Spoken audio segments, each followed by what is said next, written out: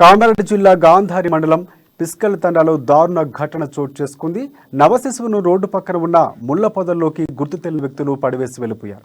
మగ శిశువు అరుపులు వినబడంతో స్థానికులు గమనించి వెంటనే ఐసీడీఎస్ అలాగే పోలీసులకు సమాచారం అందించడంతో సంఘటనా స్థలానికి చేరుకుని శిశువును చికిత్స నిమిత్తం కామారెడ్డి గవర్నమెంట్ ఏరియా హాస్పిటల్కు తరలించారు. ప్రస్తుతం శిశువుకు ఆసుపత్రిలో చికిత్సను అందిస్తున్నారు వైద్యులు. ప్రస్తుతం శిశువు ఆరోగ్య పరిస్థితి మెరుగ్గా ఉన్నట్లు డాక్టర్ నింబాద్రి చెప్పారు.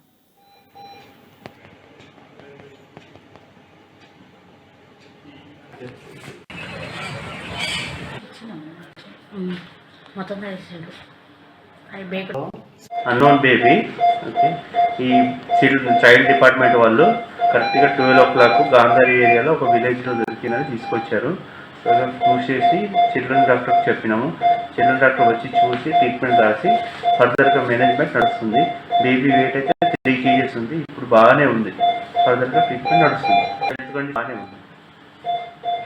Unknown baby okay.